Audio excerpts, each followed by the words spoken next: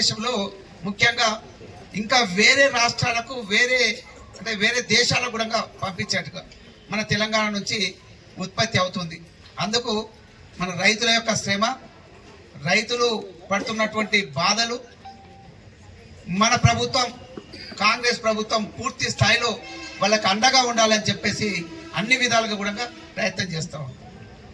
అందుకే వరి పంట కూడా చాలా ఎక్కువ వచ్చింది. వరి గతంలో లేనంతగా ఎక్కడన్నా చూస్తే ఆ పంజాబ్ హర్యానా అక్కడ చాలా పంట పండిస్తుంటారు, వరి ఎక్కువ వచ్చేది. ఎప్పుడు చెప్తుంటే వాళ్ళు హైయెస్ట్ దిగుబడి ఉన్నది అని చెప్పేసి. కానీ ఇప్పుడు మన తెలంగాణ రాష్ట్రంలో కూడా బాగా బ్రహ్మాండంగా పంట పండిస్తున్నారు, వరి ఎక్కువగా వస్తుంది. ఇదంతా ఈ క్రెడిట్ అంతా కూడా మన రైతులకు సంబంధించింది. రైతులు కష్టపడుతున్నారు కాబట్టే ఈ విధంగా చేస్తున్నారు. అంటే ఈ రైతులు ఏవైనా చేయొచ్చు, ఈ మిషన్స్ మస్తుగా ఉన్నాయి, కానీ తిండి కావాలి కదా, తిండి తింటేనే ఈ మిషన్ తయారవుతుంది.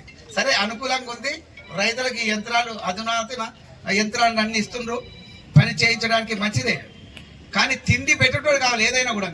ఈ రైతు లేకపోతే మనుగడనే లేనటువంటిది. అందుకే కాంగ్రెస్ ప్రభుత్వం ఎల్లవేళలా పూర్తి బాధ్యతతోటి ఏ విధంగానైనా కూడా వీళ్ళని ఆదుకోవాలి, ఎక్కడ ఇబ్బంది పెట్టకూడదు, ఇబ్బంది పడకూడదు వాళ్ళని అని చెప్పేసి చూస్తూ ఉంది. అందుకే ఈరోజు మరి ఎక్కువ అందరూ ఇప్పుడు చెప్తా ఉన్నారు, ఉషా గారు చెప్తా ఉన్నారు, ఇక్కడ ముఖ్యంగా యంత్రాలు ఇంకా ఉన్నాయి, ఇవి తీసుకోవట్లేదు, అవి ఖర్చు పెట్టండి అంటే మీరు అందరు కొనుక్కోండి.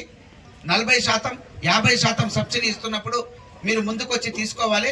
కాంగ్రెస్ ప్రభుత్వం వస్తే తప్పనిసరిగా మేము రుణమాఫీ చేస్తామని చెప్పినారు. దానికి అనుగుణంగానే దాదాపుగా 80% చేసి ఉన్నారు. ఆ 80% అయినా కూడా కోట్లు దాదాపు మరి ఇచ్చినారు. అది ఏ రాష్ట్రంలో జరగలేదని మళ్ళీ ఒకసారి మీకు తెలియజేస్తాను. అదేవిధంగా గతంలో కేసీఆర్ గవర్నమెంట్ ఉండేది, ఆ టైంలో దాదాపుగా 6 నుంచి 7,000, 7,500 వరకు 7,500 కోట్ల వరకు మ్యాక్సిమం ఇచ్చినారు. ఇది రైతు బంధు అని చెప్పేసి. మన ప్రభుత్వం అది మంచిదే, రైతులకు ఉపయోగపడేటువంటిది.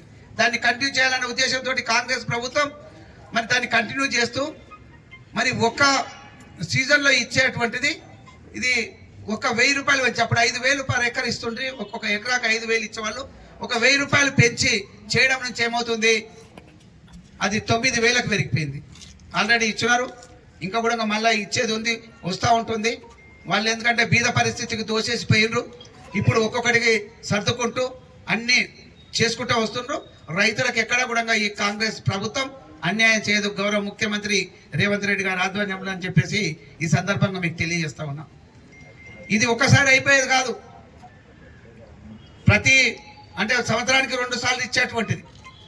కాబట్టి వేలాది కోట్ల రూపాయలు ఖర్చు అవుతా ఉంది.